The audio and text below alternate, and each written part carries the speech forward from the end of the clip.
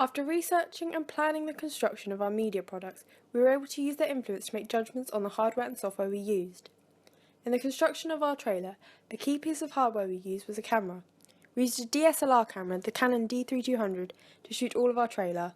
The advantage of this type of camera is that it is advanced, allowing you to override the presets and manually adjust settings such as the aperture and zoom. Every time we shot, we would use the automatic focus to get a close effect to what we wanted, and then switch to manual. This meant that the focus would not adjust mid-shot, giving us more control and ensuring that it did not look unprofessional, as in professional media techs, focus adjustments are used with meaning and purpose rather than because the camera chooses to. The combination of camera presets and manual control was very helpful for us, as we are not professionals and have limited knowledge of how to create the exact effect or focus that we desired. Another effect we achieved in camera was the shot from Santa's perspective. This was limited use of technology, as we actually just cut out a shape in card and held it in front of the camera. Although technology has advanced for the audience to easily create their own media, some effects can still use limited technology but more creativity. Another piece of hardware we used was a tripod. This enabled us to steady our shots and give the professional appearance of smoothness as we filmed, which suited the style of our trailer, which was not a handheld or found footage film. A final item of hardware that we employed whilst filming was an SD card, which all of the filming was automatically recorded onto.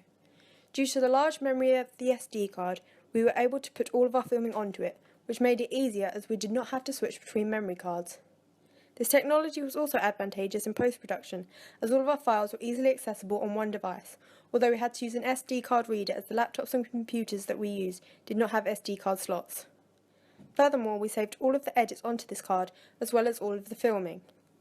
By having everything we needed for the post-production editing of our trailer in one place, it made everything much easier to find and use, rather than flitting between the H drive on college computers and laptops, the SD card, a memory stick, and our personal laptops, all of which would have likely been used if we hadn't put the editing onto the SD card.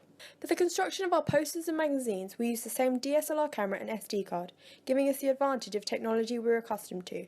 However, this was now in a studio setting, which we also used professional lights for. We had a technician on hand to assist us with the lights, as we did not know how to set them up ourselves, but this technology allowed us to gain better control over the content of the frame.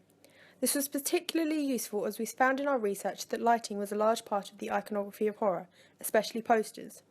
With control of the lighting via the technician, we were able to manipulate the shadows on our model's face and employ the effect that we wanted in construction, rather than in post-production, taking out some of the work. One of the simple things we did was to turn off one of the lights, which enabled us to create harsher shadows on one side of the model or object being photographed. Furthermore, whilst the studio gave us more control over the lighting and weather, we knew that the images would have to match or merge with the backgrounds of our posters in post-production, so we experimented with turning the lights away to create darker images with weaker lighting, as many of our backgrounds were dark, as is conventional of the horror genre. We then moved on to post-production, with our technology focused on laptops and computers. The college laptops that we used had only Photoshop CS6 on them, whilst the computers had both Adobe Premiere Pro and Photoshop CS6. However, we had rarer access to computers than laptops, especially during lesson time. Additionally, whilst they both run on Windows 7, the system will only save work onto a personal H drive, which has limited memory. This was one of the reasons we elected to place all of our filming and editing on the SD card, as without the files from our lessons, we had more than sufficient room to save all of our media work on there, placing copies of key files onto the H drive as a backup. A key technology that we used was Photoshop CS6. We used this for various purposes, mainly for editing and putting together our posters and magazines. More than simply placing different elements on layers so that they could be moved and manipulated individually, we also used a variety of the tools on the software. An example of this is the lasso tool.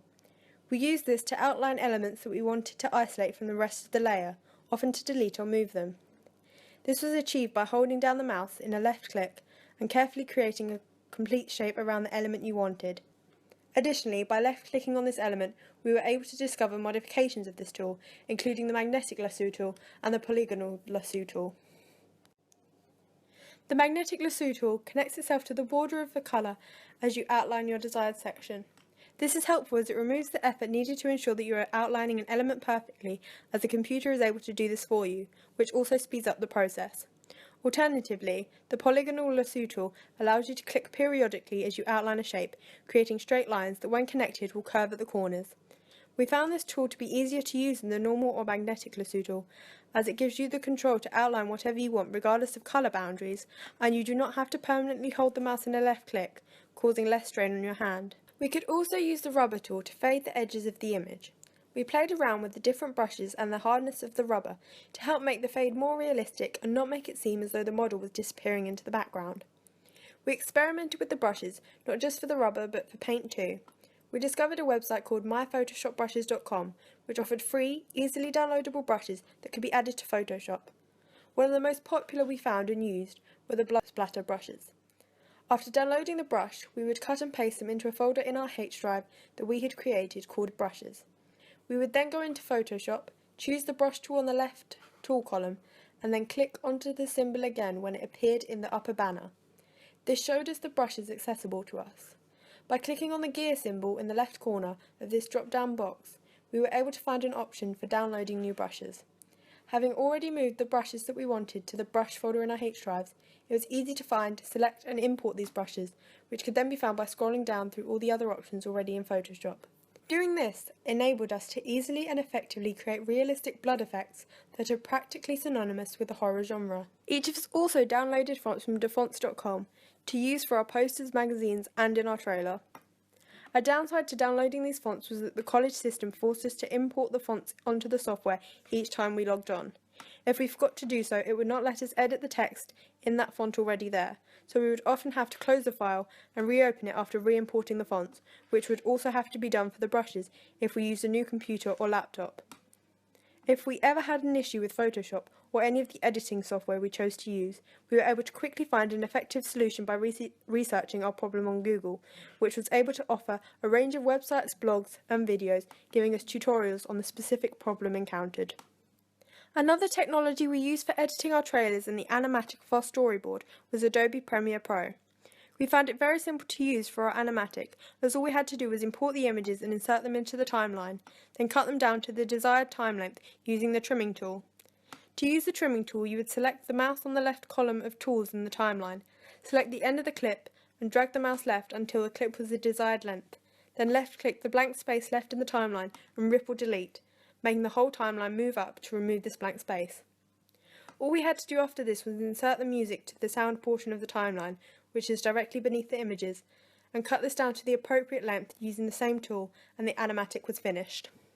Editing our trailer, however, was a more complicated process, as there were different sections of different clips that we wanted to use. This led us to the cutting tool, which is a razor icon. To use this tool, you click at the point you would like to end or begin the clip, which divides the clip into two, leaving the whole clip in the timeline. You could then move the unused part of the clip or delete it entirely by right-clicking on it and selecting Ripple Delete from the pop-up menu, which again moves the whole timeline along to the next clip to compensate for the loss of the selected clip. As some of our group had used Premiere in their other subjects, we were adept at finding what we needed and employing the effects available to us, such as video transitions. After getting feedback suggesting we use fades, we were able to find the necessary effect under video transitions and dissolves. We knew that a cross dissolve was the fade effect we were looking for, and after inserting it across the clips, we knew to use the trimming tool on the transition only to control its speed and duration. Another way we used effects was to use the colour balance under visual effects. This allowed us to manipulate the red, blue and green balance of our images, such as the sequence in which Flora runs from Alex. We enhanced the blues in this shot as we wanted to give it a colder feel, contrasting the warm yellow colours of the scene before and evoking the change in tone and the move towards fast-paced horror. We experimented with the balance to find something that looked realistic but was still effective, which we feel we were able to achieve. A final way in which we employed effects was to enlarge our titles as they played. We achieved this by going on the upper left window and choosing Effects. In here we used the drop-down menu for the scale. The next step was to insert a keyframe by clicking the small diamond next to the keyframe window and placing this keyframe at the beginning of the shot. We would then enter the size we wanted the titles to enlarge to, and this would automatically create another keyframe. By placing this at the end of the shot in the keyframe window, the titles continually enlarged as they played. A function of Windows 7 that we were able to use was the print screen button, which allowed us to take images of what was on our screen periodically through post-production of our products, which we could then paste into Word, make comments on and track our progress. We were then able to convert these into PDF files and upload them to the blog. Using Photoshop and Premiere, we were able to easily and effectively emulate the conventions and techniques of professional media techs.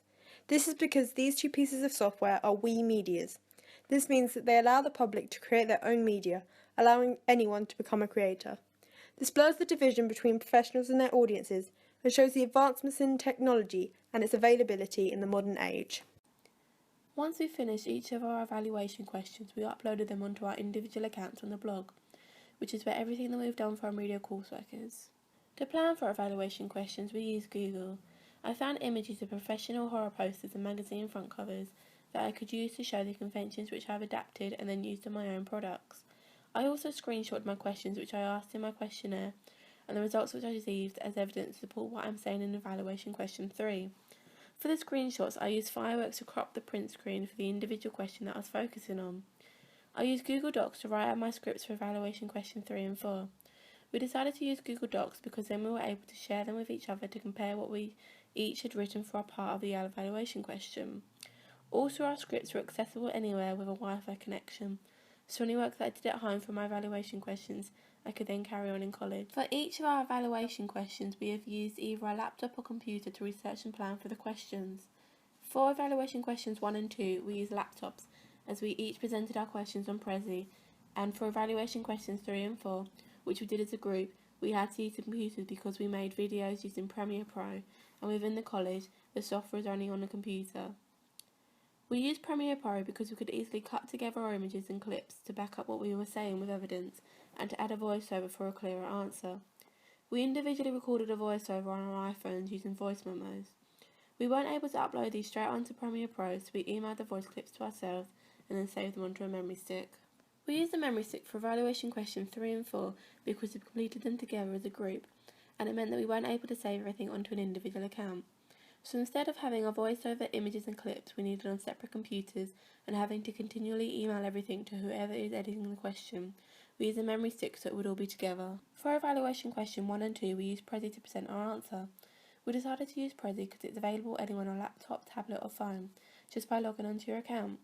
Prezi allows you to zoom into different points in the path so you can look at particular details. It's a We Media, which means that the audience is actively able to create their own content. While using Prezi, I also use YouTube to import videos onto Prezi and downloaded them and edited them on Premiere Pro to show side-by-side examples of our trailer compared to professional trailers to illustrate clearly the conventions which we have used in our own trailer.